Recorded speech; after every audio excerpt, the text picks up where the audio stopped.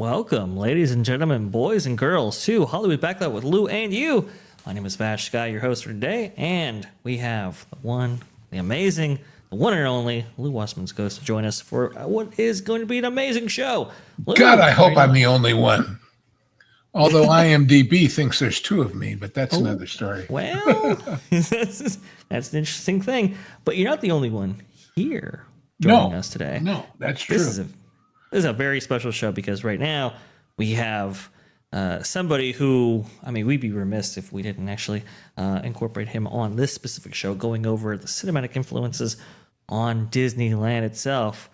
The one, the only, Joshua Harris. Yeah. Hello, everyone. Hi, guys.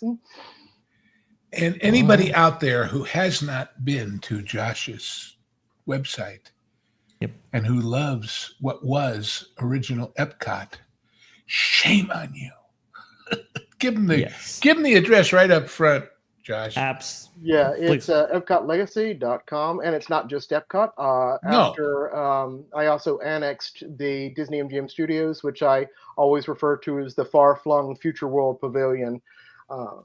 So I've got a lot of stuff on there too. So that's funny. The into our topic here too. See, because I always called Catalina Island, Avalon in California, the California EPCOT Pavilion. Between the casino and the dock and whatever, it would have been a great pavilion for California at EPCOT. But anyway, the link for Epcot Legacy is going to be in the chat right there under the T3PO account. So definitely check out Josh's work. He does Joshua's work, I should say. Sorry.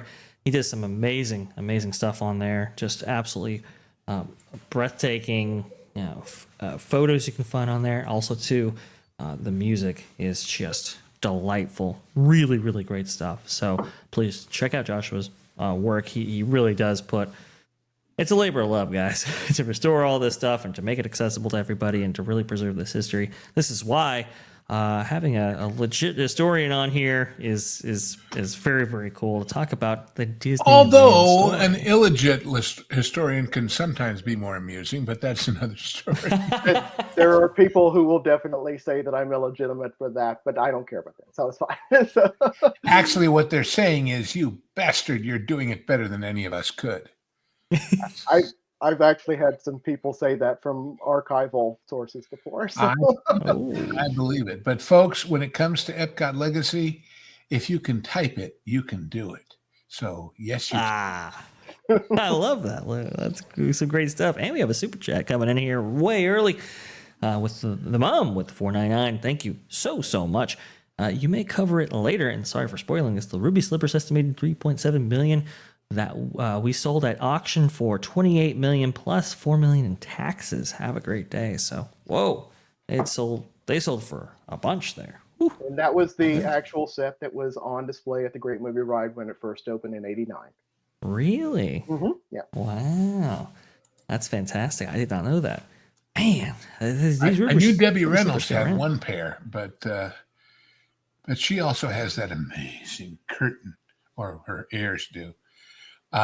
From the Carthay Circle, from when Around the World in 80 Days opened, and they did a huge golden red curtain of the Saul Bass animation of the title sequence, with Passepartout as the bicycle, and Phineas Fogg as the clock with the top hat, and Aisha as the two eyes and the veil.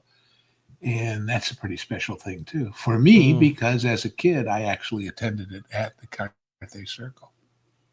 Man, that's some great stuff right there. And they moved that curtain to the Egyptian, if I remember right, and then she got it. So yeah, that's right. Man, I forget about the Egyptian. Everybody talks about the Chinese Grauman's Theater, but they forget about the Egyptian. That's really I think mainly because it was kind of off the boulevard. Yes. It was a walkway in to get to it, and then they added an Egyptian 2 and 3 piece of junk out of cinder block in the back. So such is life in Hollywood. And also, I think it was like it opened several years before the Grauman's Chinese, if I'm not Yes, mistaken. yes, I think it did Yeah, too. and it doesn't, and it's an impressive theater in pieces, but as a whole, when you're looking at it, for Right, love and everything, it's not nearly as impressive as the Grauman's Chinese, but still, right.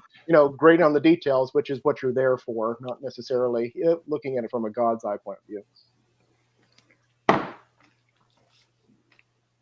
I 100% agree. You can actually see, let me see if I can get my screen going here. See what we're talking about. If you've never seen the Egyptian, it is a gorgeous theater, just a movie palace in every sense. Very highly themed and so forth. But yeah, A nobody really ever deluxe talks about it. horror theater. Indeed. Yeah, there you go. Indeed. So good. Absolutely fantastic. And I think Walk that's like an Egyptian. yes. I think it's a great place to start because the Carthay Circle now you can actually view at least their facades in 2 Disney parks, at least domestically. I think Shanghai has the Carthay Circle represented as well, but the Carthay Circle Theater facade, you can see it in Disney's Hollywood Studios and in Disney California Adventure. And I don't know what was worse, that they tore the original down or the ugly building that they built instead of it to be National General's headquarters. Just really disgustingly boring. But it was off the beaten track. It really was. It was a big, beautiful theater in the middle of nowhere as far as other entertainment venues were concerned. So, right. Yeah. Them were the days. There you go. It was sad to lose that one. That one I would have loved to have seen in its heyday and so forth. Obviously, the premiere of 1937's Snow White took place there, which is very, very cool. And really awesome stuff that we get to at least have it incorporated into a couple of Disney parks around the world. So that is really awesome. Well, I guess it's about that time here where we go towards our main focus here, which is Disneyland and the cinematic influences on said park. I guess I'll kick things off. Let me go ahead and adjust my screen here. I recorded some B-roll for us to use as kind of a jumping off point. Obviously, Joshua Harris has his own references and resources as well, which we'll be cutting to because he's got some. One could, theorize. Joshua's got some amazing stuff as well. But this is just to give you a sense of where to begin. Oh, go ahead, please. I like to say, just like Marcus Brody in the Last Crusade, I can get lost in my own archive. Yes, and I'm serious. I can do that. That's fantastic. Oh, that's a great way of putting it right there. Hey, Joshua, it just occurred to me, I never picked us a jukebox of the week. Find us for reference in a moment the link on your page to Horizons. Oh, okay, cool. Sure, yeah. Let me anyway, because that's my favorite thing. Anyhow. Yeah. We got a lot of stories about that. No, I've been doing this feature the last few weeks where I've been picking a soundtrack. And because we can't literally play them on here for all those stupid reasons, I've been finding links to them and talking about what they meant to the movies and to me. And by golly, if we could dream it, we could do without YouTube, but we can't. They really should allow that for like Rumble. If they really wanted to get YouTube and run for their money, they could actually practice legitimate copyright law. Because you're in legitimate copyright law, you're allowed to listen to anything for up to at least 30 seconds. And what really gets me is when they try to make strikes against people for running trailers, when the whole purpose of a trailer is that it should be seen everywhere to promote the movie, but unless it's a trailer for Snow White, that's another story. And I'm going to go ahead and put that link right here in the chat. Right there, and you can go ahead and see today's Backlot jukebox right there. Yeah, Horizons is absolutely fantastic. It's just an amazing piece of music. I had to remake that thing twice. So I had to remake that entire album twice. Once in 2015, and once last year for its 40th anniversary. It has a now it has flawless sound recordings directly from a first generation master. Oh, that's absolutely incredible. Now, for your masters that you do today, how much do you use AI tools, for example, to really kind of bring this to life? Because I know you were talking about that the last time you were actually on 2-3PO, talking about how sometimes you've had to clean things up utilizing AI tools. Do you find yourself using some of that more frequently now, or Yeah, what's the process? it's totally part of my workflow now. That I almost use it for every single project that I do. If you're just talking about it from an audio perspective, I mean, now I'm starting to do things like AI upscaling and everything through the Tapaz software, which is a little hairy. They have a little ways to go so far as their interface, but nevertheless, it works well enough for it. But for audio, one of the things that I really like is that through AI, you can separate out the voice with the music.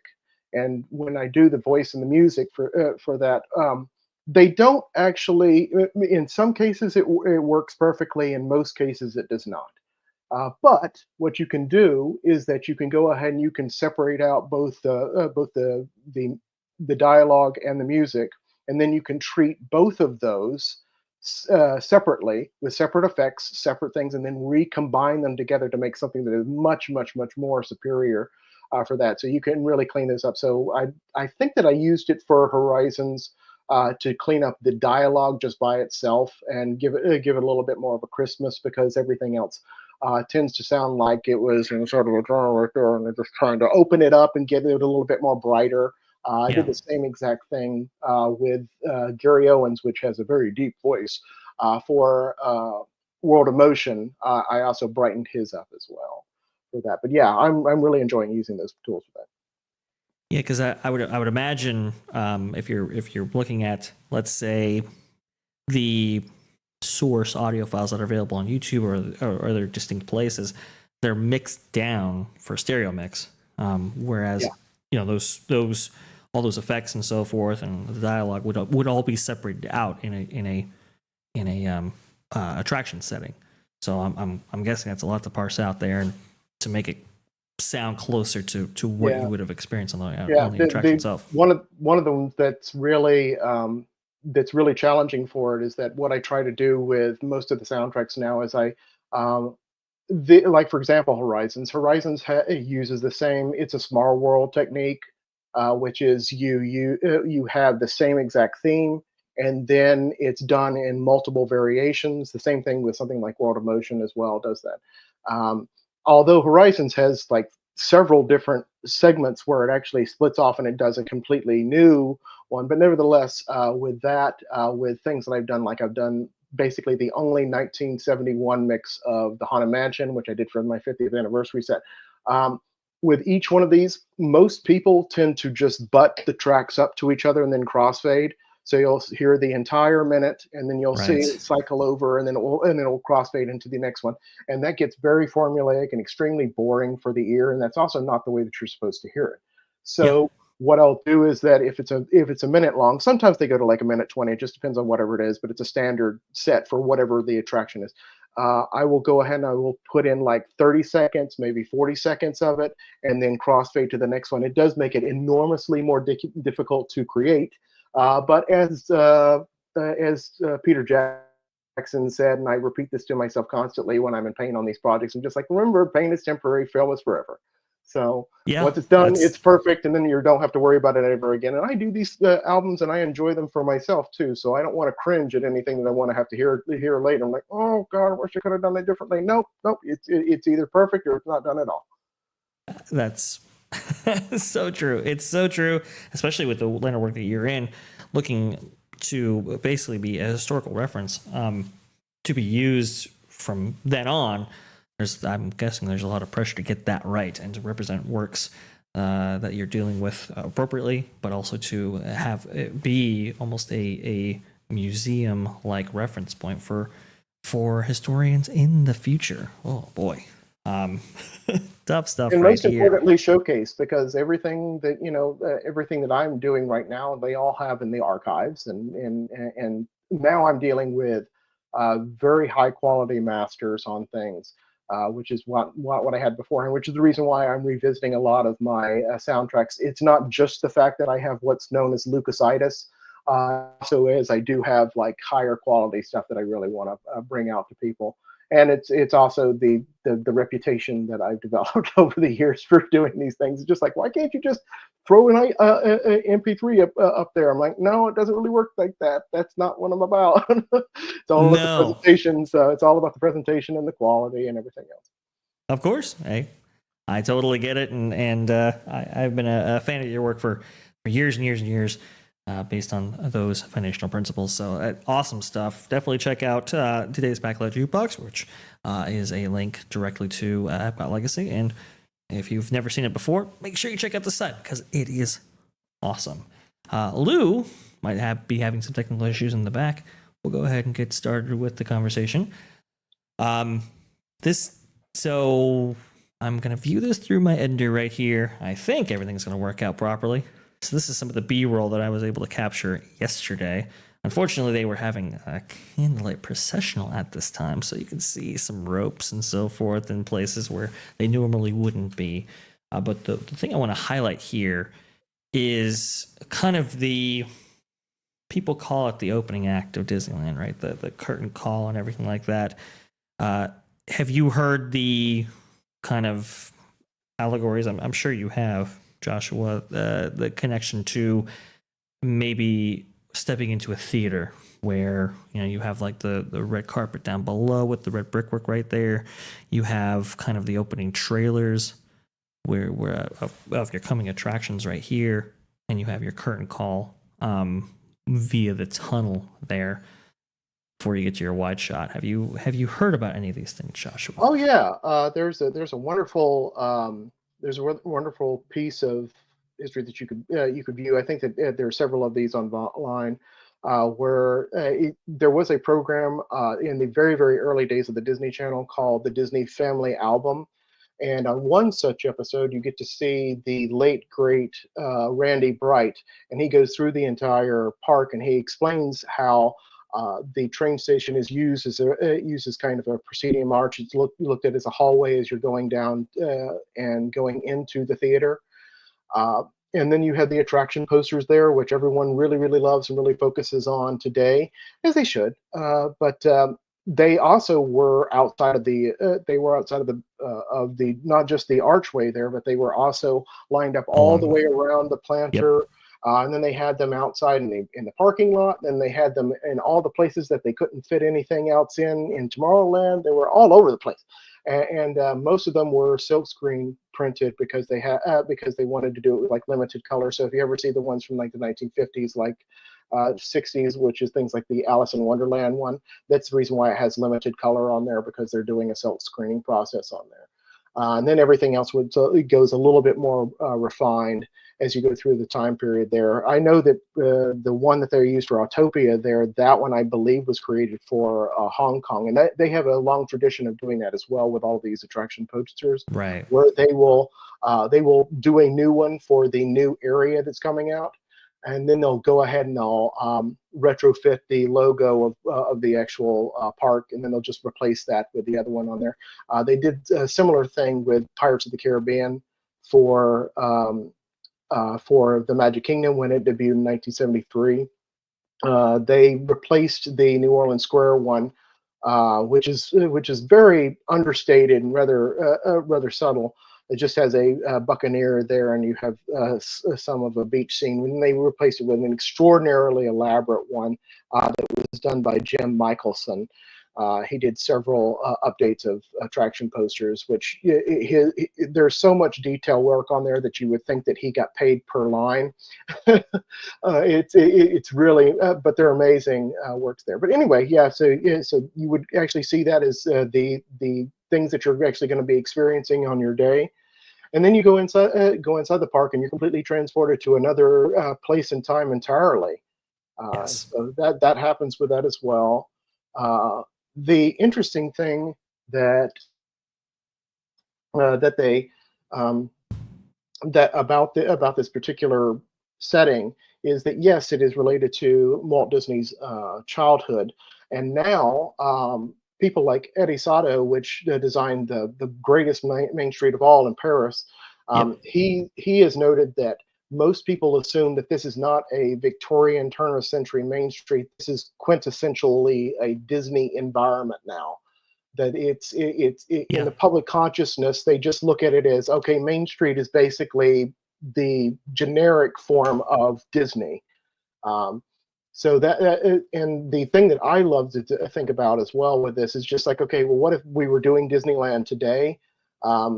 It would be basically the same as if you were doing a very 1980s street with like Stranger Things and Goonies and everything else, and that would be part of the childhood of the adults that are actually going inside the park. So it had that kind of feeling when Disneyland first opened. People remembered these architectural styles from their childhood, and before they actually go down the street and go into the various lands of the park. Yeah, which is really interesting because now we are, 125 years removed from the distinct period this is actually set in. So we nobody who visits the park now really has much connection to the facades that they actually see on Main Street, or if they do, it's very, it's not very distinct. But you're right there.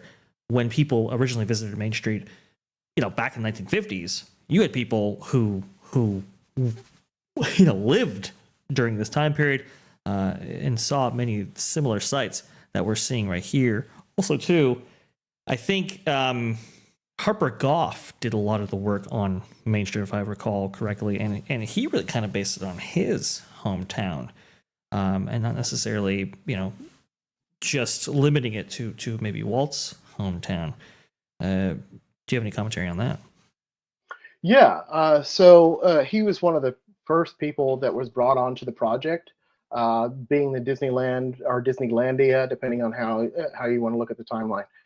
He was very much heavily involved with that. This was basically around the same time that he was designing things like the Nautilus for the 20,000 Leagues film as well. So he designed a lot of the spaces for that, and he also, like, one of the drawings that he had was, if you allow me to share the screen for just a moment.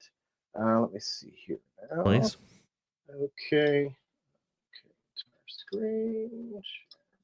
Okay, so this is my stuff from Harper Goff. This is actually the first concept rendering that they did for the haunted house and church. The haunted house and church that was actually supposed to be just off of Main Street.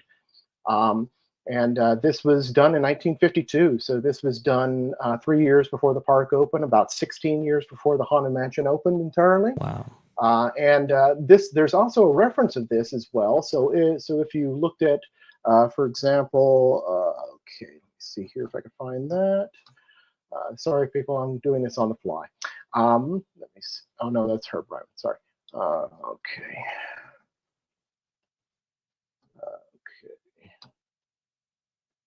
So, okay, cool.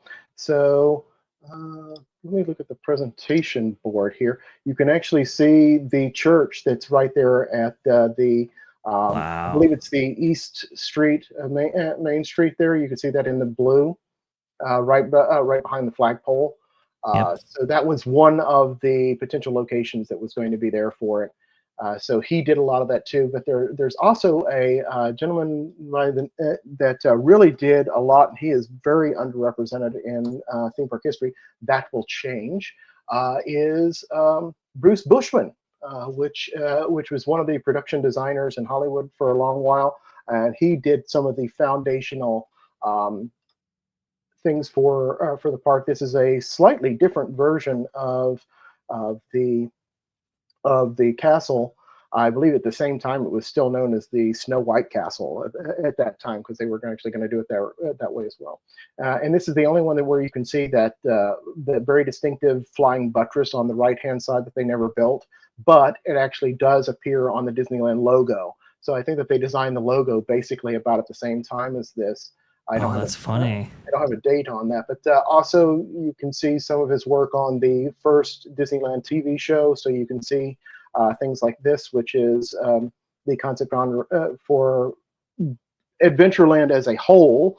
But really, it's the Jungle Cruise. I love how cute the hippos look off to the left-hand side there. And then also, I've taken this and I've blurred this out because he has perfect vignetting without actually using vignettes with this particular painting. They also have, here's his one for Frontierland as well. Great little stockade and everything for that. Just enormous levels of detail that he has in there. Like you have the weaving Indians over there on the side, just literally putting almost every single element of the park inside of that. And here's his for Tomorrowland. They never built anything that looked remotely like this, but it's still cool, whatever. So they have that too. These pieces would end up being the cards to represent the lands as they were being Right. Sorry about the absence, gang, but technology's a bitch. Yeah. And I appreciate the sentiments of those in the chat.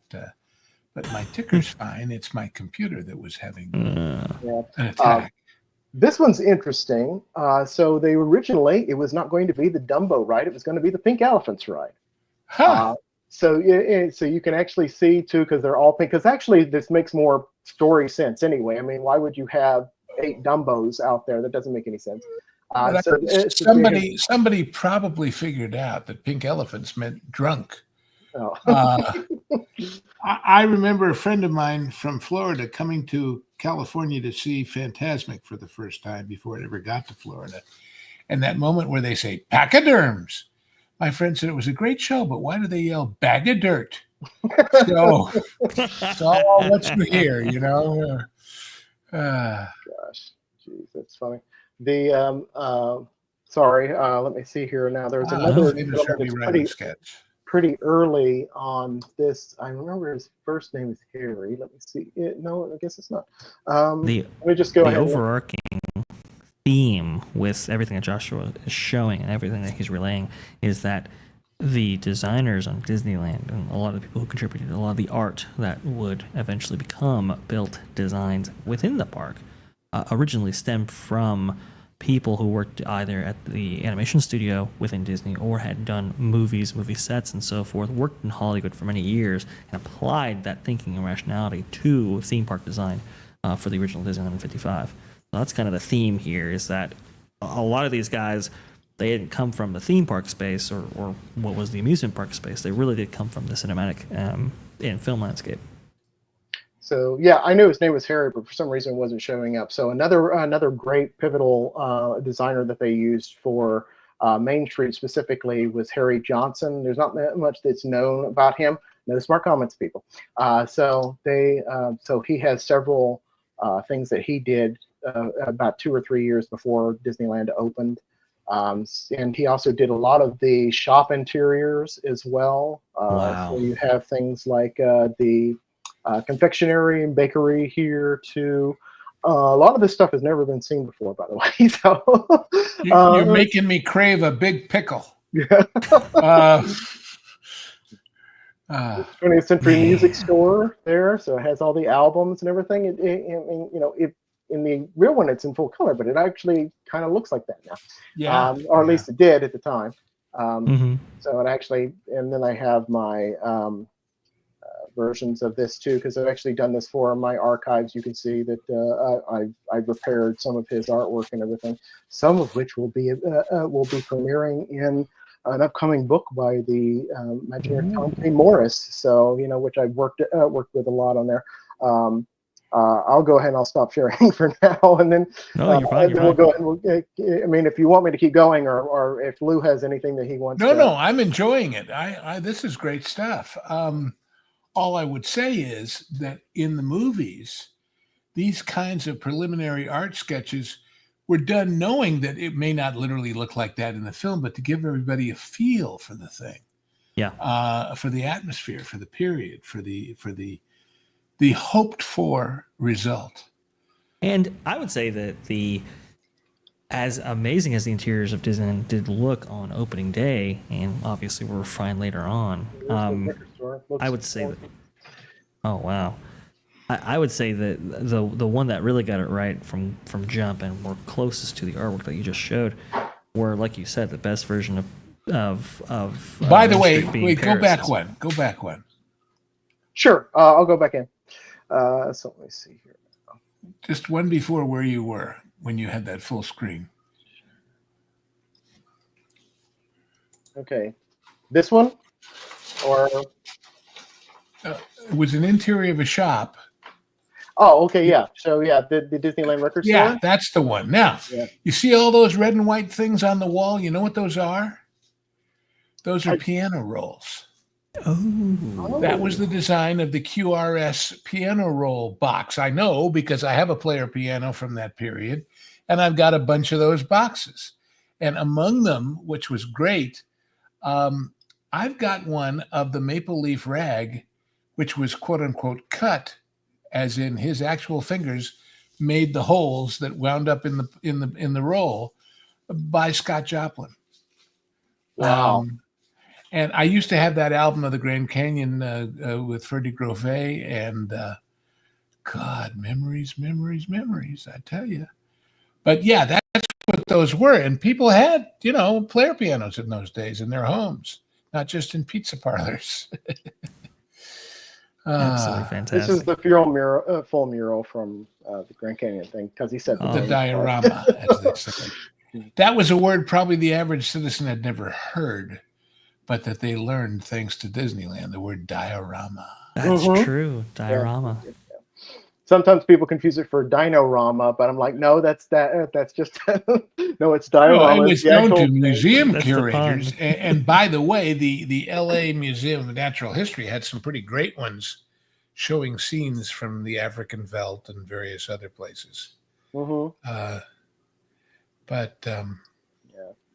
So this is the original magic there you shop go. as well. That's the place most people know as Steve Martin's stomping grounds way back when. That's true. But this is well after that. They didn't have all the masks in the old days, but they did have the magic tricks. What's the date on that? Oh yeah, it's 1971 for that. Yeah. That makes sense. And you can see one of the Disneyland maps on the side as well, because this looked very similar to what they did for the Magic Kingdom as well for that. So it's amazing stuff there. Do you want me to continue, or do you? Go for it. This is great. So let me see here. Edison Square, is that up in the left? Yeah, that's this is the original version of what eventually became the Carousel of Progress. Right. Although not in that location, of course. Yeah, exactly. So you would actually enter right here at the lower part. I'm going to just go ahead and center it on the screen here.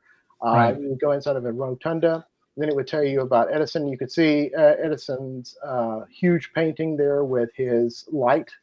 And then you would go inside of sort of a grandstand here, where you would just walk from scene to scene, going through the different generations throughout the century. So you have like Act 1 and Act 2 and Act 3 here for Edison Square.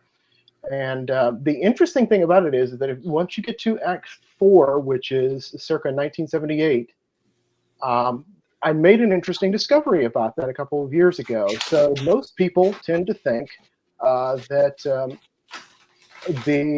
let me see here now. Okay. Carousel of Progress. Let's look up for it. I keep it in here just because it's the only way that people will know what it is. So please be this one that's taking forever to go ahead and get in here. Okay.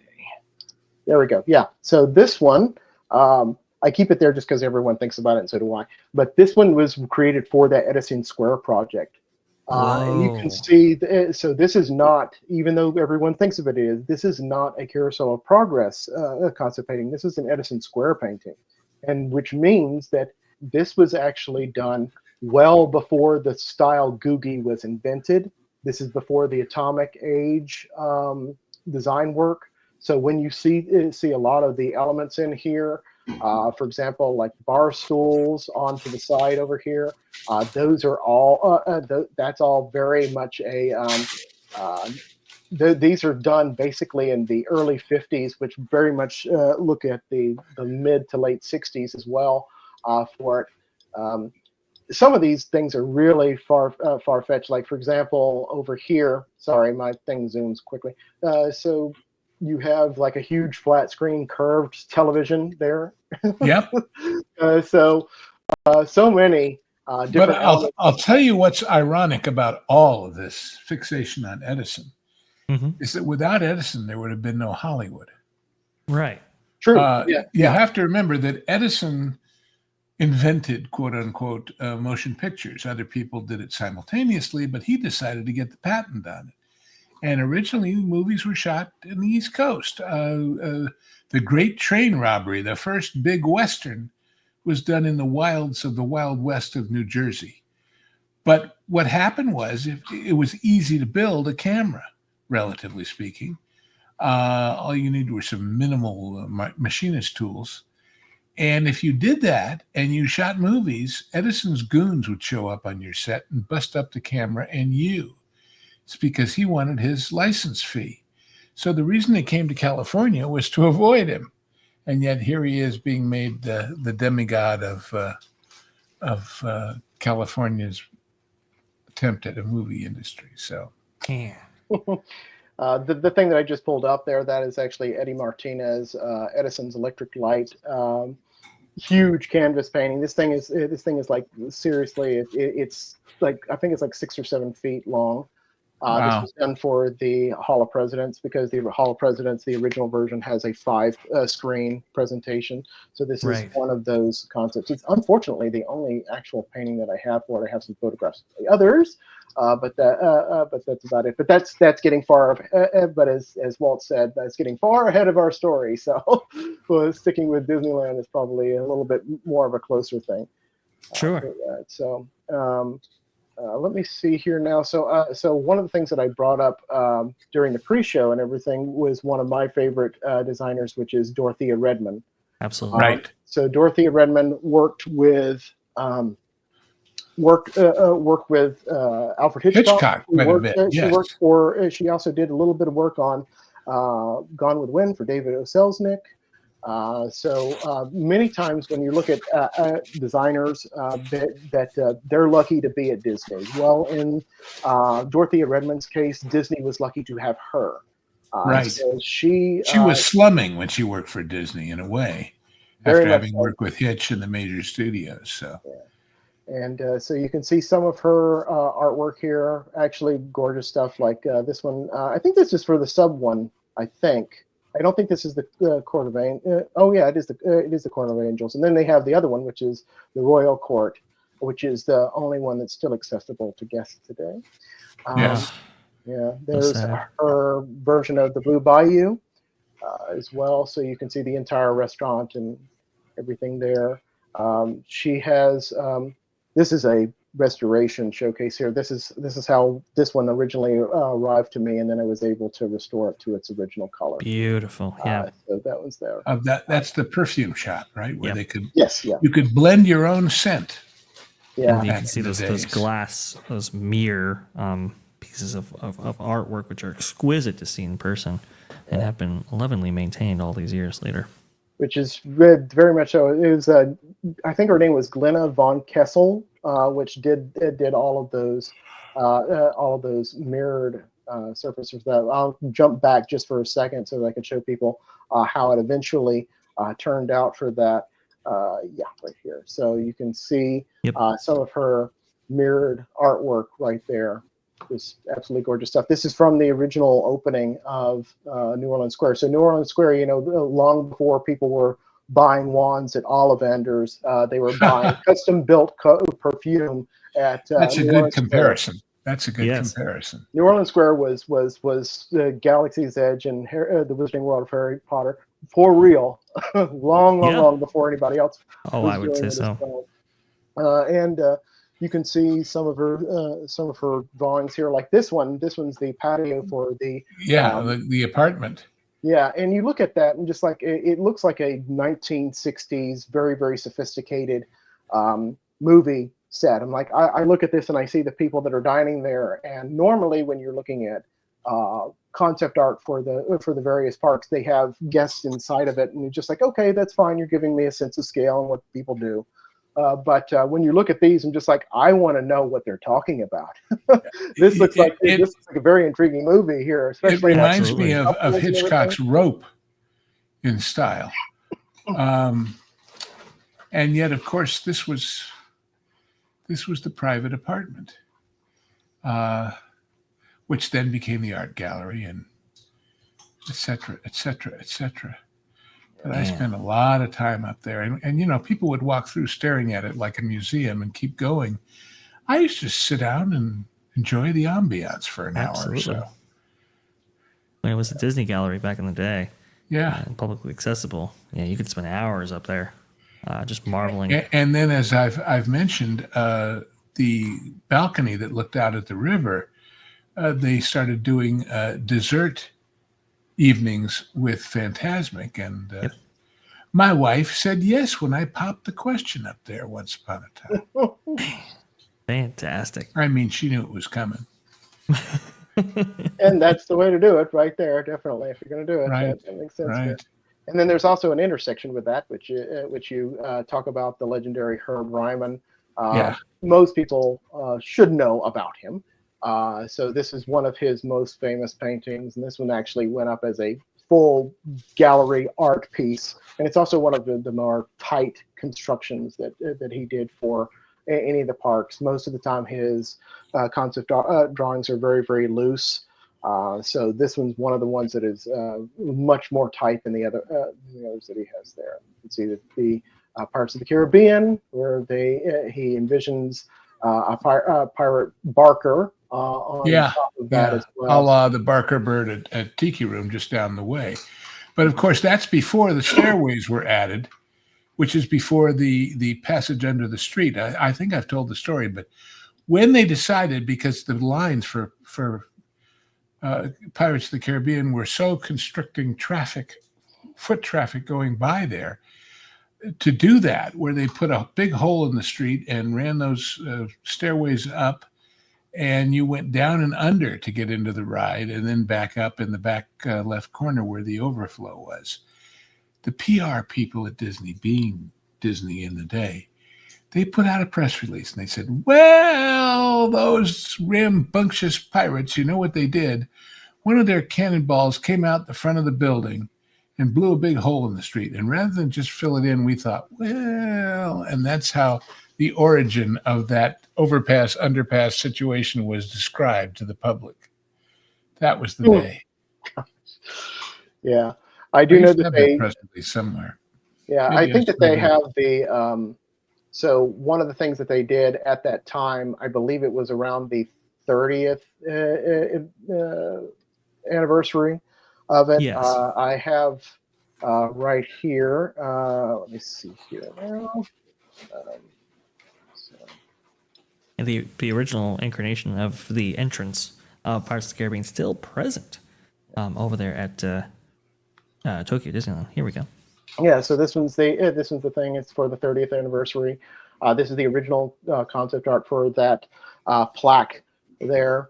It's almost a cartouche, really, and you can see that they included all the names of people on there. For the thing, because they don't actually have a credit list at Disney except for in very specific circumstances. And this is the one that they did for that. Never did it for Haunted Mansion, but anyway, it's good that they did it for this one. So that's good. So that one as well. Most of those same guys were involved in the mansion, of course. X and Gracie and Clown Coates. Yeah. Another one that I'm forgetting right here is Colin Campbell. Colin Campbell was one of my favorites. I mean, his artwork is absolutely phenomenal with every single one of them that he does, and he was a Hollywood production designer as well. In his own right beforehand. He really went all out with it. Let me see here if I can find a little bit more of it quickly here. Good there. Yeah. So lots of famous ones that he did as well. And you have to remember, folks, it was in the nature of Hollywood set design and the like to build these atmospheres. And what actually got built for the set might be just a little corner of it, but it gave them a context and a perspective. Those were the days. And naturally, these were the guys. And I always said when Disney World opened, it's wonderful, it's very nice, but Magic Kingdom was painted by Florida house painters. This was all done by guys locally. In fact, if you go to downtown LA and you look at quote unquote Chinatown, it was all built by Warner Brothers. Because the real Chinatown was where Union Station is now. And it was full of, for real, opium dens and white slavers and what have you. And the West Coast version of the Klan rode through there one night and basically killed a lot of people and burned a lot of buildings. And that's when they said, well, let's put the train station and the post office there. And they moved Chinatown across the street, across Alameda. And that's why you go to Chinatown in LA and you find these beautiful pagoda buildings, but you also find things like something called the French Hospital or Little Joe's Italian Restaurant, because it was primarily a European neighborhood that got repurposed as Chinatown. And they got the movie studios in to do it the way it is now. Wow. Man, that's quite extraordinary.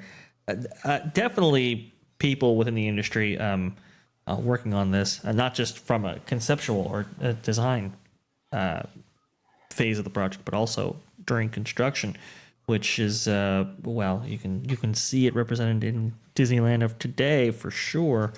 See right here, the Jolly Holiday, for example, is the same building roughly as the Tiki Room, and it's all part of kind of one complex. And you wouldn't necessarily do that in a traditional amusement park setting, but you do it at Disneyland, and I think. But it's also the same kitchen as the Tropical Hideaway now, Tropical but in Hideaway. the old days, the Tahitian Terrace and then the Aladdin Show. Right. And you can see these assemblage of buildings here. I would say this is very Backlot-like in its design, right? Because remember, when you take the Universal tour or whatever and you go through a Backlot, everything looks kind of flat because it hasn't been dressed for a particular production. But change the language on the signs, and suddenly Italy becomes Germany, becomes Czechoslovakia, becomes Transylvania. But Right. here, the colors and the angles, if you look along the roof lines as we go along, and this is something I asked Vash to film for today's episode, and you've got both those kind of French planter tropical buildings first, and then this was very Equatorial Africa, Timbuktu with the sandstone buildings. And that's the wonderful skewers of barbecue goodness. But look at that wavy line up there. See that? All right, keep going. And you'll notice that it gets more extreme. And then the colors become the purple and the green and the orange. And then where are we going? Well, into antebellum Southern. And suddenly, look at the difference between the X's on the left and the X's on the right, and the arches up above there. And the window frames are still kind of Moorish, but keep going. And suddenly we're in banjo plucking time, and Aunt Jemima's Pancake House long since changed.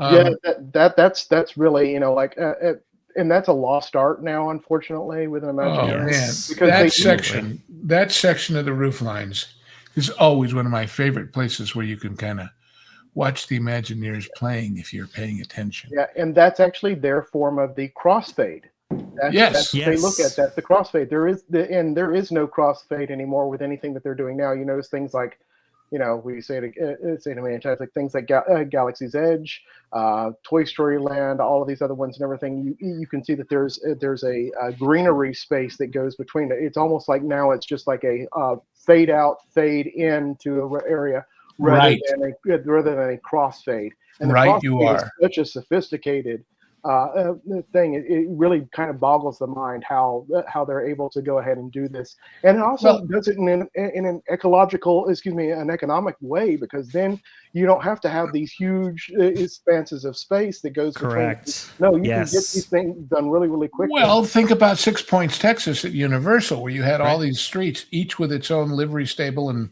saloon and sheriff's office and hotel, where you could literally, I'm heading off to Wichita, and drive out one and come back in the other, and you only had to do was pan the camera to cover it, or shoot several at a time in the silent days. But and this is all to illustrate. This is all the same kind of building complex, servicing so many eateries, restaurants, stores. So yeah, and dinner packages for Fantasmic at $150 a head, or you gotta have that.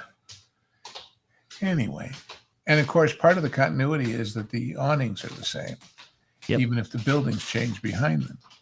And now then I could tell my famous story about the Stage Door Cafe, but we haven't got all night, or maybe we do. I don't know. No, Josh, I was standing in line at the Stage Door Cafe one day. This is probably the late 70s, early 80s. And there are these two Disney suits. They were probably in their late 30s, early 40s, but they had the name tag and the vests, the man and the woman. And they're deeply in discussion. And I'm naturally an eavesdropper. And I hear what they're talking about is, how come this line is moving so slow for this basic hamburger stand? And so when I came out, I said, I have the answer to your question. And they said, excuse me, sir, how can we help you? I said, well, I'm going to help you. Because when I went in there, what I found was people went to one person to make the order, and another person was going to fulfill it and take their money. And meanwhile, of course, behind them was cooking the burgers and the fries and what have you. But after taking the order, the first person, who's been trained to be friendly as hell, says, so you having fun today? And the other person, the customer, says, oh, yeah, we went on Splash Mountain, and gosh, that was fun. And boy, oh, yeah, did you like the scene where Brer Rabbit is? And they're having a conversation. And meanwhile, everybody behind him is going, give him the damn burger and let him go. I said, that's why it's going so slowly. Your people are too nice. You got to teach them how to move things along. And he kind of, almost patted me on the head and said, thanks a lot, and then ignored me. But, and I thought, they have to relearn this. They used to know this. People used to come from all over the world to learn from them how to do customer service and movie theaters and fast food and everything else. But somehow that corporate knowledge went away. Yeah, well, you're reminding me of something. When I was working in the parks and resorts, I would always kind of drill people, drill into their heads. Sometimes when I was training them, sometimes when I was not training them. That it's just like, okay, look, you need to keep this operation going. It's just like, okay, you're not. In my big phrase that I was saying is always, I'm just like, you're not here for a guest. You're here for the guests. Oh, that's good. You're there for everyone that's there. Just you can shower enormous amounts of attention on this one person, but then again, you're going to really piss off everybody that's behind them. That has to be waiting for it. So you do have to. I mean, that what used to be the 4 keys. I don't acknowledge the 5th one. Safety, courtesy, show, and efficiency. That's not a hierarchy. It's a circle. Exactly. All of them are important. All of them have to be considered. If you're not being efficient, you're probably not being safe. And if you're not being efficient, you're not being courteous. And the show is also severely impacted because people are having to worry about your operation rather than enjoying their day at the parks. So yeah, I that's something that I always had to do with people. Sometimes it made me unpopular, but I don't really care. So but it also applies in movie production. Yes. For example, one time I was doing a rather famous sitcom, and we're working on a scene, and the executive producer comes down and comes over to me and says, Lou, how come we're still in this scene? I said, because you have 4 very talented actors and 1 very talented director, and there are a multitude of ways to do this scene, and they're going to try every damn one of them until somebody tells them to get on with it. He said, thank you very much, and went in and told them to get on with it. And I'm not saying it made the show better or worse, but it did make it finish shooting that night, so I guess there's something in that. because people get lost in the process sometimes because that's what they do. They do. I did another very famous show that ran till 2 or 3 in the morning, as I recall, and we were finally done, and that's a wrap. And I start packing my stuff to go home, and one of my camera people turns to me and says, where are you going? I said, home, to my wife and my bed. And she said, oh, no, this is when the party starts. And that's when the Coke and the everything else came out. And I said, no, I appreciate it. But happily, I was just filling in for the 1 week, because they probably would have blacklisted me for being a killjoy. But the point was, I realized that a lot of those people, including some very big, very well-paid millionaires, had nowhere else to be in their lives to be a big shot, except on that set. So they had no reason to go home. They had no home to go to. And that's the sad state of the ego that is showbiz. So. And it also explains why you have so many people that really should be retired now, and we all know who I'm thinking about, that don't actually go home because they have no home to go to. Is exactly what you're saying. It helps when you have a shower in your office, I'll tell you that. Yeah. But that's not who you were referring to. Oh, no. Yeah, no. Twice a day. Yeah. Yeah. My God. 3 times on weekends, but Well, and you bring up cast members and the 4 keys, Joshua, that were so lovingly embraced by cast members for generations, right? The term cast member and the theatrical terms that cast use, obviously all coming from either the theater or the cinema. It's all, like everything's either backstage or on stage. Right. There are multiple cinematic terms, and like when you're inside of that environment for so long, or definitely for years and years and years, you use the word cast member, and you really don't think about exactly what that word means. Well, at the time. I once wrote a lyric for a song for a musical that I was involved with, and it was a song by a grande dame of the theater talking about her life and her career. And she sang, people say, my blood is in the theater, or the theater's in my blood. And I say, no, there must be some confusion. My blood is in the theater, enough for a transfusion. So, it's, well, and even if we're talking about cinema techniques, mm-hmm. If everything is the same height, nothing is emphasized. Yes. You have to remember that in the theater, an actor has to what's known as take stage, which is you step down stage and people pay attention to you because you're around this proscenium. But in the movies, the camera does that and emphasizes what needs to be emphasized. So the part of Pirates that I've always loved is you've seen the cursed treasure, you know where it be at. You may not live to pass this way again. That dark, overhanging roof before you break out into the cannon and ship scene assaulting right. the towers, the gates of the town. If that wasn't there, it would be just another cut, another styled moment. You got to lower the ceiling if you're going to raise the ceiling. You got to narrow the focus if you're going to broaden the focus.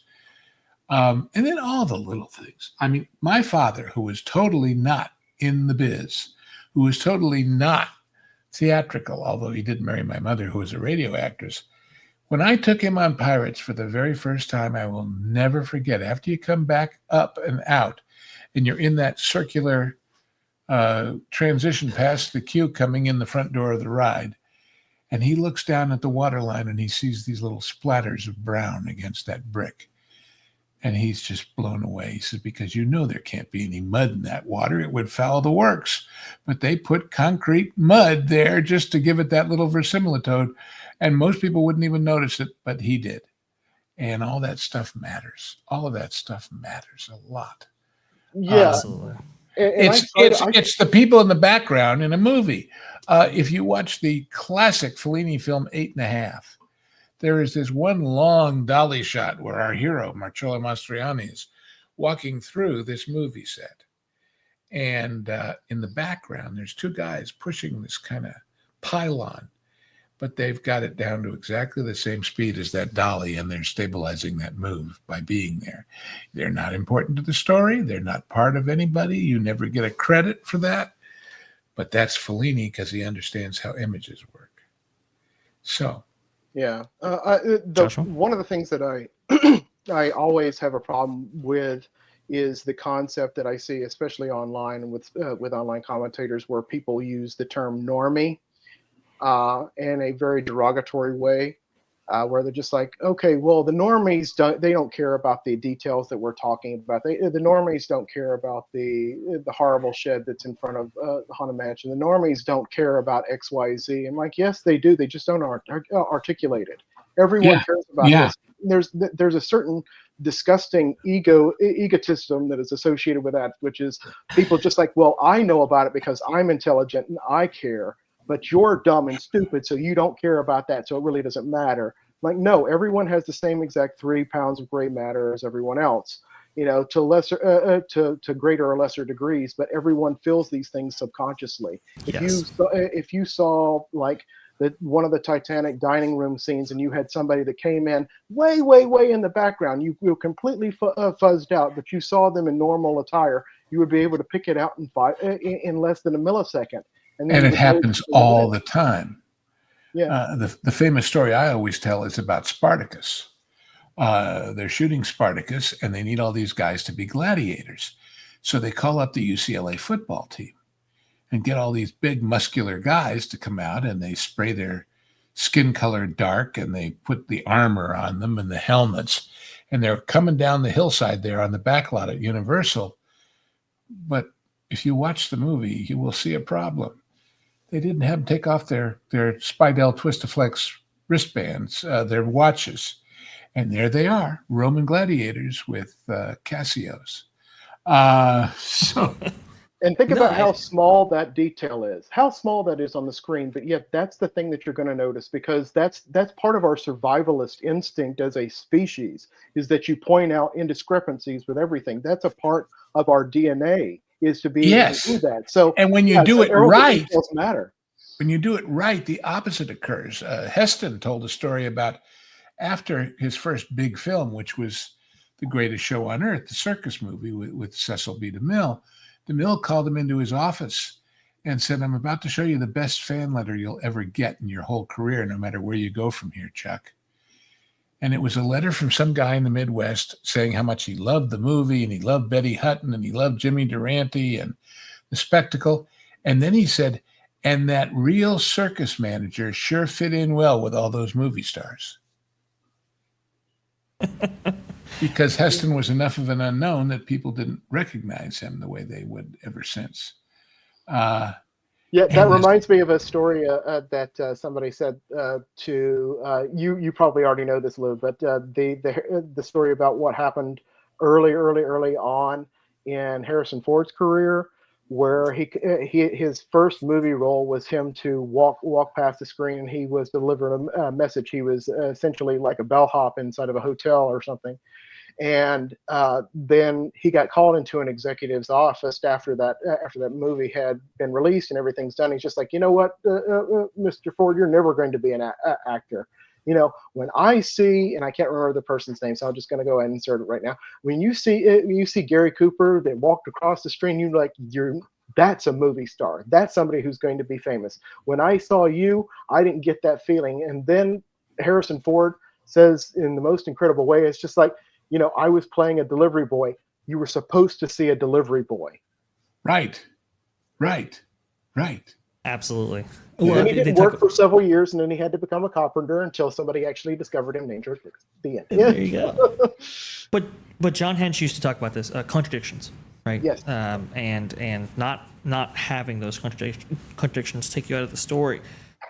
He talks about how real life you have an assortment of contradictions, in which in Disney parks at least they work so hard to take all those contradictions out. He talks about how Main Street would be, the story would be completely upended if you were to play like a Britney Spears song while you were actually there. Right. And you can see on these rooftops right here, when they want to have a parade, you see the show lighting actually pops up. Well, obviously those are modern fixtures right there. That's why they're And in other retractable. parks, they would just stay there all day. Exactly.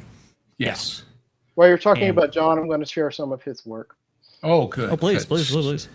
But go ahead and Golly, continue. this guy Yep. was what John he, Inch was absolutely incredible. What he understood about this stuff. Yeah.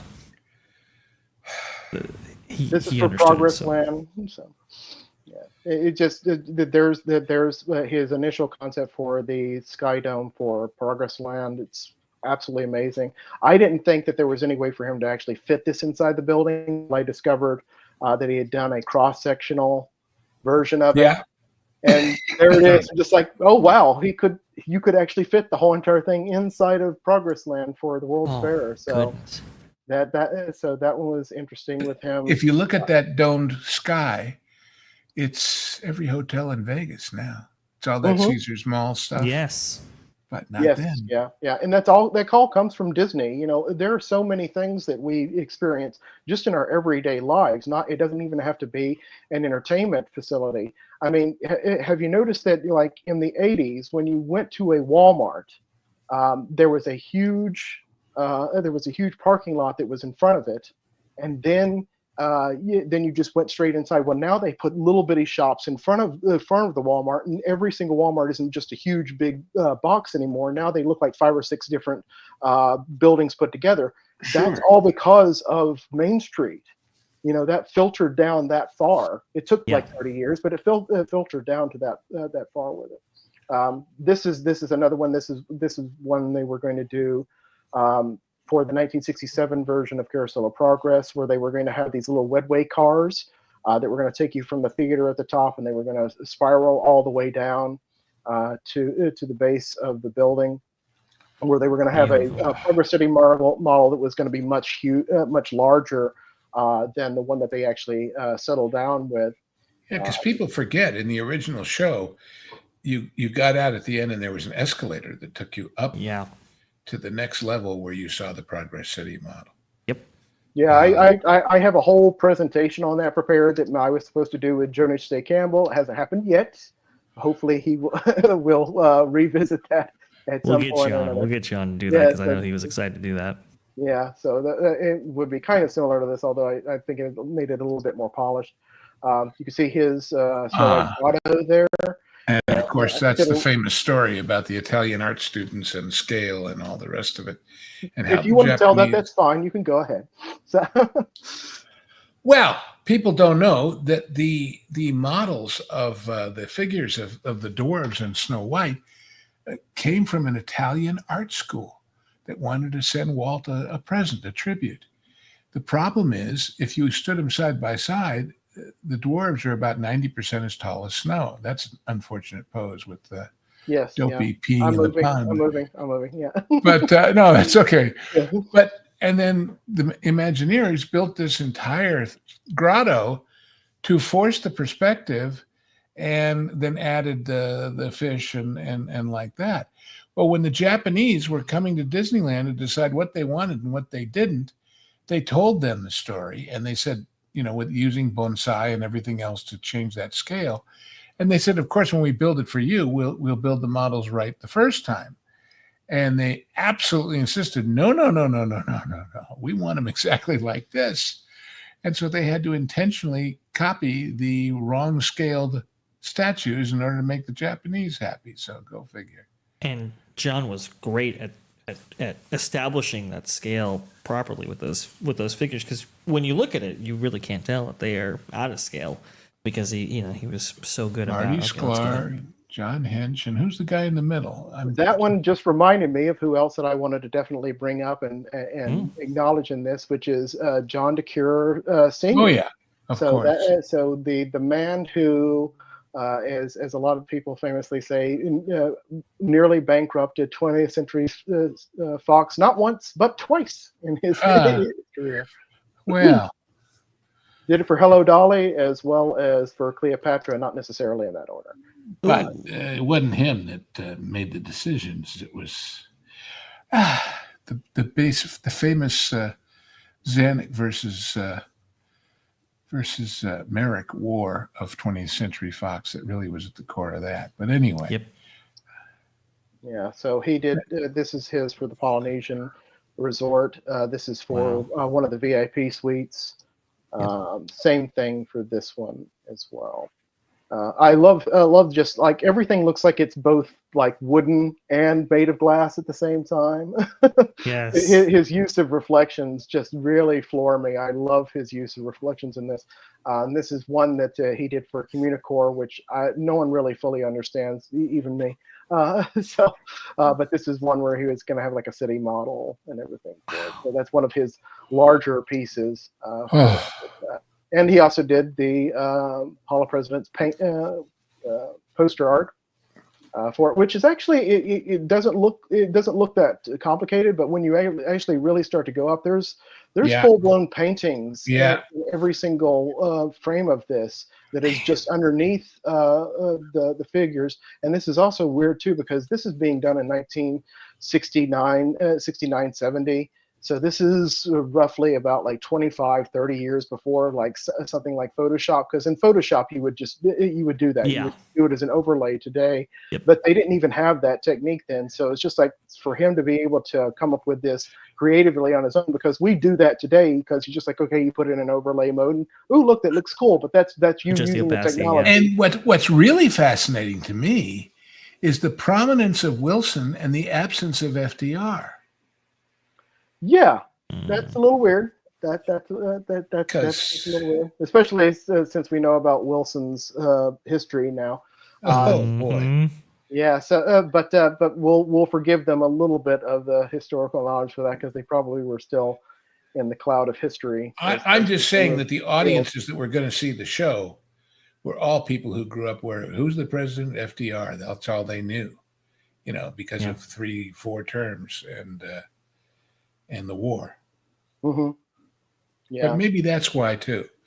Maybe they didn't want it to be seen as a war show, a World War II show anyway. That's a fair point.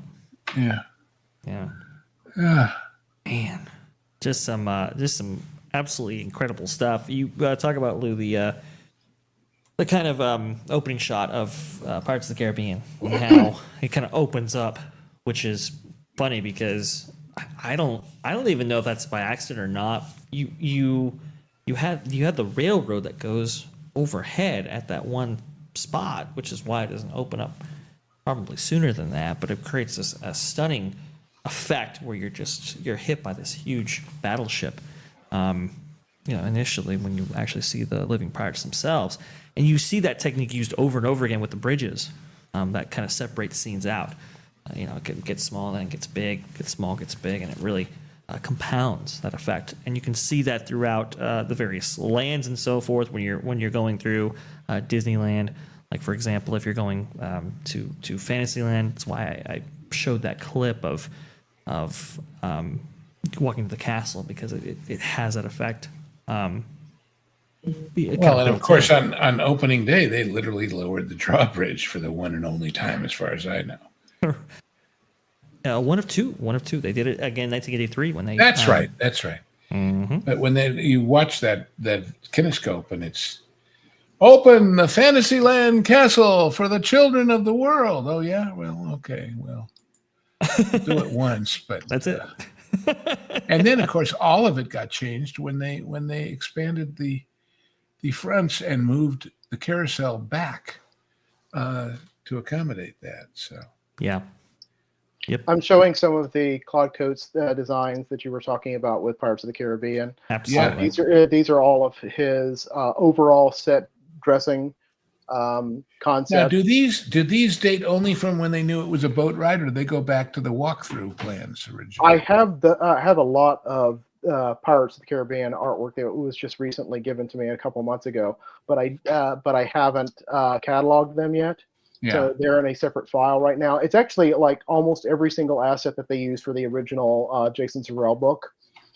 So Gotcha. It's a lot of work. I just now remember that because you were just telling me about it. So yeah, so you can see like there's the arches principle that you were talking about there. Right.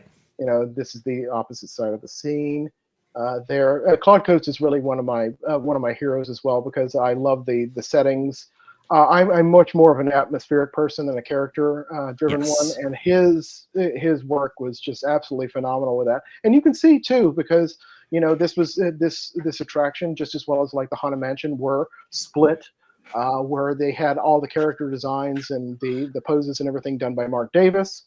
And then you have Claude Coates doing it, and you can see in Claude Coates' they're a little bit more than stick figures. And by the way, all of these and all these things we've seen from the attractions, they aren't just drawn to show you the buildings. They aren't just drawn to show you the relative scale of the characters. The lighting is all in this picture too. Yes. And that's huge. That's just huge. It creates such a astounding atmosphere for this actual attraction right here. And Claude Coates being a background painter on many Disney productions, including Snow White, you can definitely see his influence in these pieces right here. Absolutely incredible. And like you said, Joshua, not the characters themselves, not really represented all that much, but the backgrounds definitely were. Yeah. One of the things that I would like to is just coming through my mind right now is there is a largely held misconception about Pirates of the Caribbean that it was intended to be a wax ride-through the entire time. That was never the case. They were always intended to be audio animatronic figures. So yeah, it was a walk-through, but the characters would actually come alive. And you would actually have storytellers in each scene. So you would have one audio animatronic that would be for Blackbeard, for example. They were all based off of real pirates, and then they would come alive and they would tell you about the scene as it started to animate. So you always went in, and the gag with it was that they were static wax figures because they were paused at the moment, and then they would bring them to life as the storyteller would tell about the exact scene. So. And it reminds me in some ways, these illustrations, when I was a kid, and I've mentioned this to Vash, I think even last week, when they brought the sets from not just 20,000 Leagues, but when they brought the sets from Babes in Toyland to Main Street, to the Opera House, and let you walk through them. And when you walk through those trees with nobody in them and nothing animating them, those rubber giant trees that were kind of like the Ents in Lord of the Rings, man, were they spooky, because it was all about how it was lit and how they were kind of ominous, And again, the lighting is inherent in the illustration. And I've always said that one of the greatest things about Disneyland is that it's not overlit at night. In the slightest. It's not just turn on the floodlights so everybody doesn't fall down. They took the chance and the art of doing it as a movie set. As a movie set you were living. In fact, had all of these lands been based on famous movies, you could ride the movies, by golly. The lighting is so incredibly important. You even notice on Pirates of the Caribbean when something's not lit correctly, or you have spill in some places where you're not supposed to. Or when, as I have been, you're in the Blue Bayou and the ride breaks and they turn all the lights on. Yes. I was there one time with my family and they turned all the lights on. They turned off the music, but they didn't turn off the bug and bird sound effects.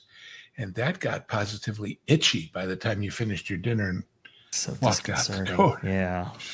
And you really see like in a lot of cases, especially with things like the Haunted Mansion or Tower of Terror, those types of things, it's just like there's so much that's not there that your brain is filling in, which is an old which was a I don't think that he was the first person, but he was the most prominent use of it, which is Val Lewton, the movie producer and everything. So he did Cat People and a wonderful film that I absolutely love that's called I Walk with a Zombie, which is a really, really stupid title for an amazing, sophisticated film. Well, Val did, my God, spooky stuff. He was like our Joe Blair and a few of the others that really understood what would scare the bejesus out of you. Yeah, I mean, like his work was absolutely phenomenal.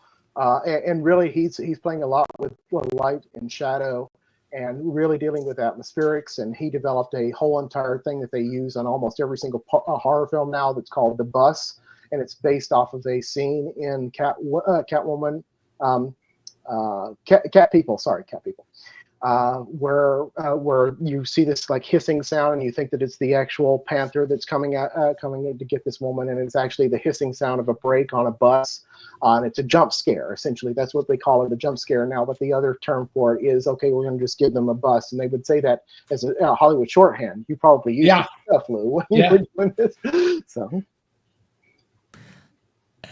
Like you were referring to before, Joshua, people absolutely understand when details aren't right.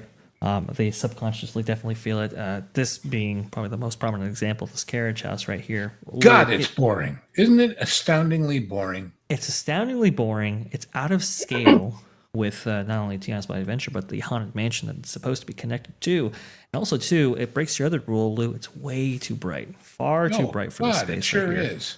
And it really takes away. And the brightness shows off how boring, for example, those beams that the lights are hanging from are.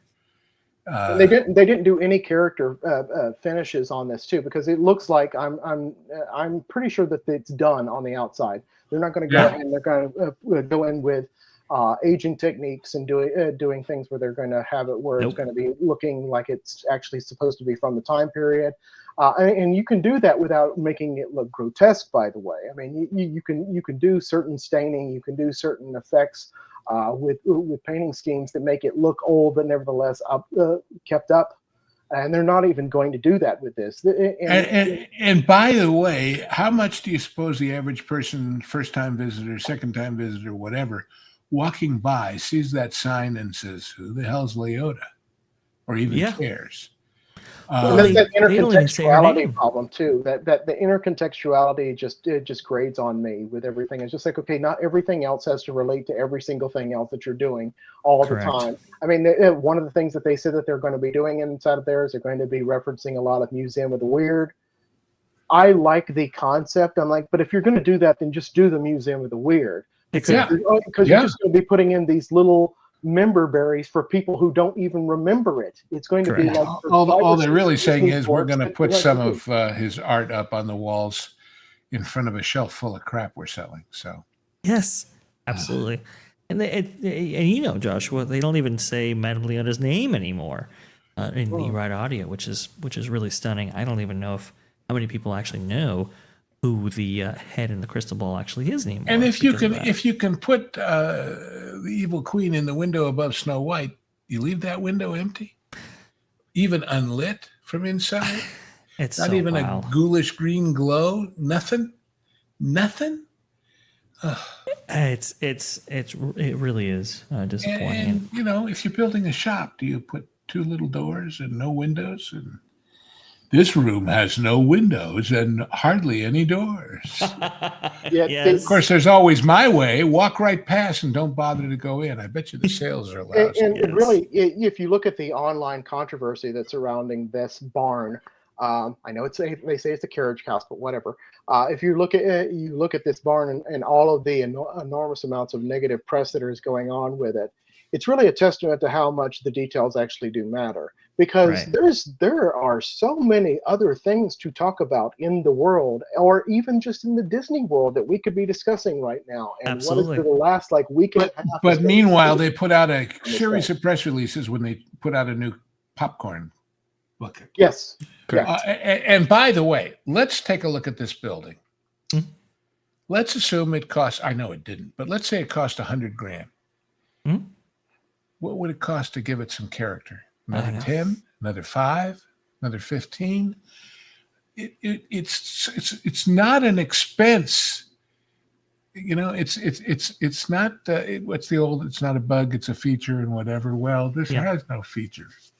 Well, it reminds me of something that Eddie Sato once said, and I'm going to butcher it right now. I'm sorry, but there's no difference between making it bad or making it great.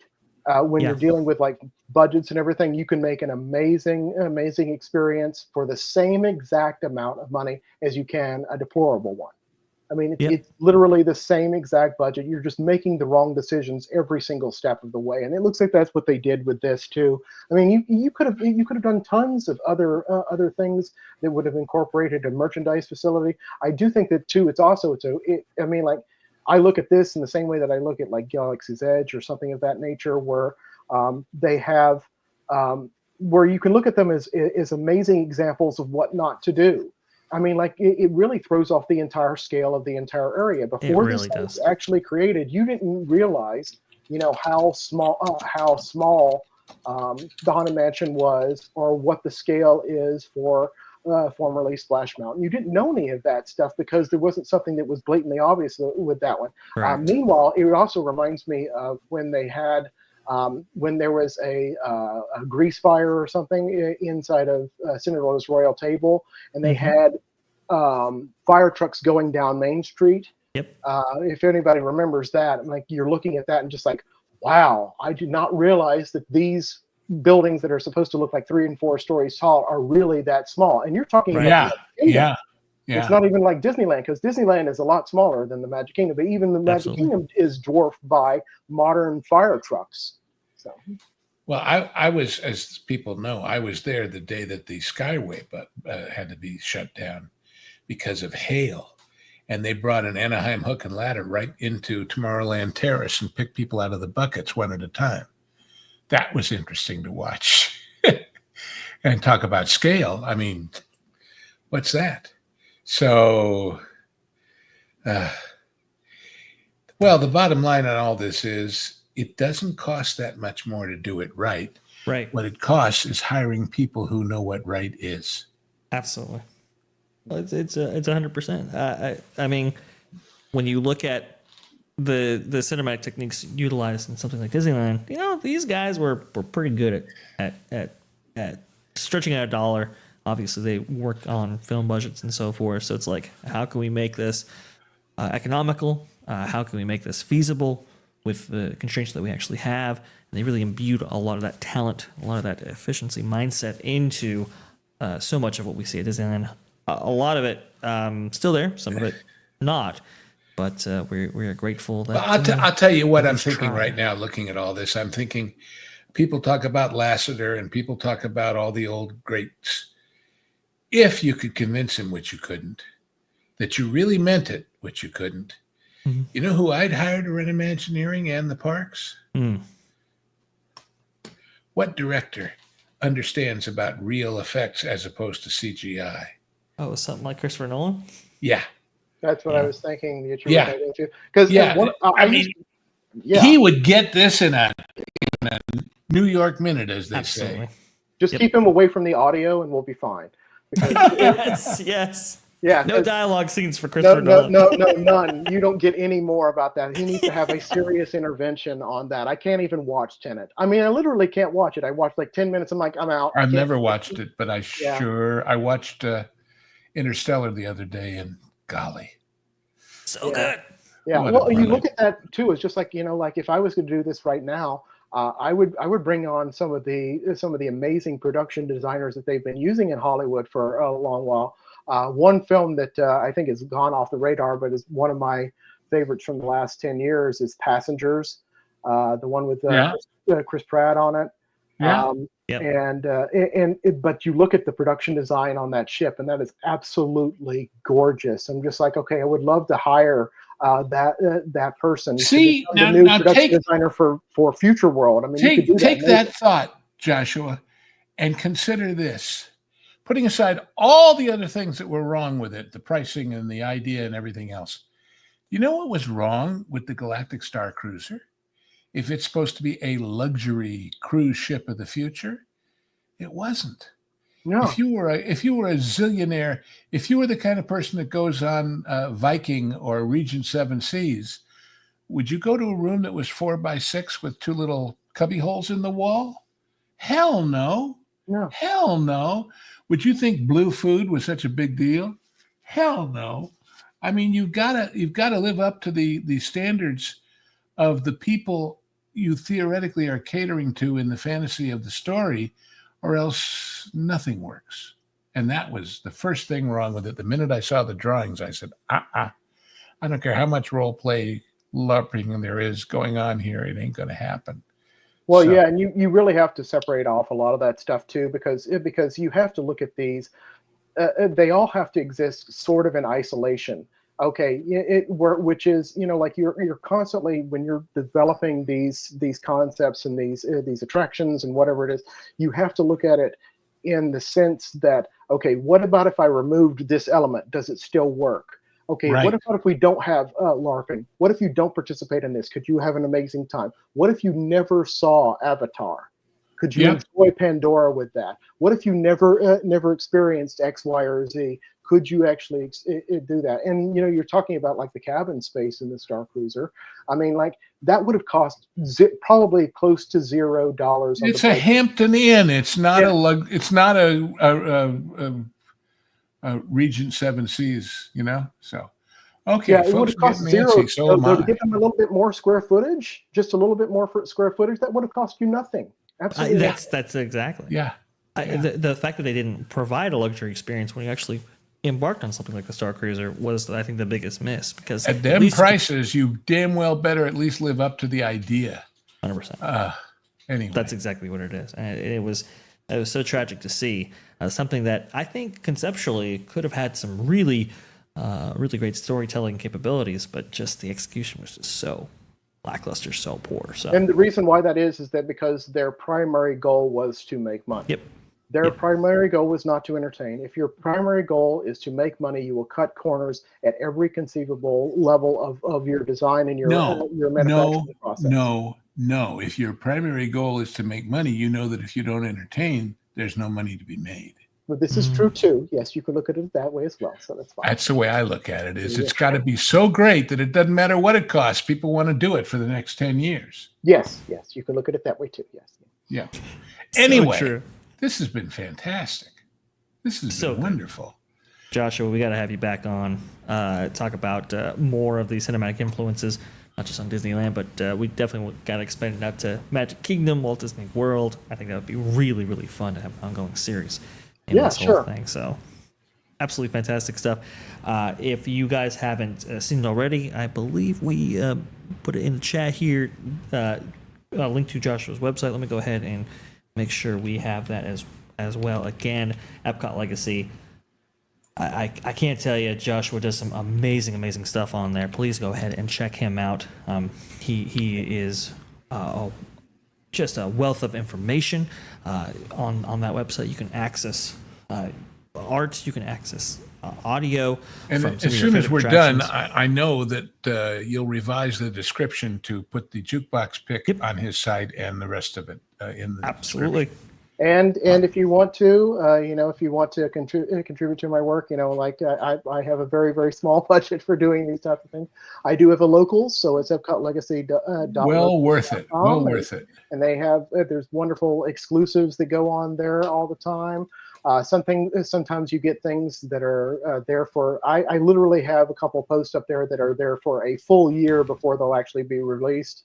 All of my albums go there first for the first 2 weeks, and then they get released to the general public. It's a very small fee for membership to that every single year. So. And EPCOT Legacy, his logos page is also in the chat as well. So please go ahead and check him out. This has been an amazing time. Folks here are looking at me like, hey, we're going to go to Knott's Berry Farm. Yes, we are going to go to Knott's Berry Farm. So I've got to leave you right now. He's got a date with a berry. Yes, I got a date with a berry and actually some Disneyland entertainment that used to be there, but unfortunately, the mouse didn't want him, so we went over to Knott's Berry Farm instead. Well, meanwhile, Vash, what's the latest genre guys that's going up on T3PO this week? So the genre guys that just premiered here. Let me see my list. Obviously, we had the Undefeated last week, and this week was it was Escape from New York was yesterday's. That's a particularly good one, I think. Although I am prejudiced and I like them all. Oh, and we recorded last night in Harm's Way. Granted, by the time it gets out Monday or Tuesday on the Pro Channel, in a slight delay from its reason for being done yesterday, which is it takes place starting with Pearl Harbor. And it's John Wayne and Kirk Douglas and Patricia Neal and lots of good people. Golly, the Penguin's in it, for goodness sakes. Burgess Meredith and George Kennedy and Carol O'Connor. And anyway, but Escape from New York, yeah, that was a fun one. That was a lot of fun. Oh, so good. That was a fantastic one to put together. All the genre guys are absolutely fantastic. Don't get me wrong. And then we'll be back next week, same time, same bat station. Yep. To do this some more. Mm-hmm. And I'll be back home. Yes, you'll be back in the wilds of Vashland. Absolutely. The next genre guys coming out on this channel is going to be Some Like It Hot. That should be pretty cool. Oh, I love that movie. It's great. That's a great one, too. Yeah. And we found some interesting things within it that most people are not aware of. So there you go. Definitely got to check it out, folks. If you haven't subscribed yet, please subscribe to That Pod Place. We are producing all kinds of great content, so please definitely give us a shot. If you haven't liked this video, please like this video, share us out, as it helps us out tremendously against the YouTube algorithm. Thank you so much. Definitely check out Joshua Harris's work over there at Epcot Legacy. All of the links will be both in the description and in the chat as well. So hopefully you all have been enriched by his historical brilliance. And we will see you on the next Hollywood Backlot with Lou and you. Thank you, and take care.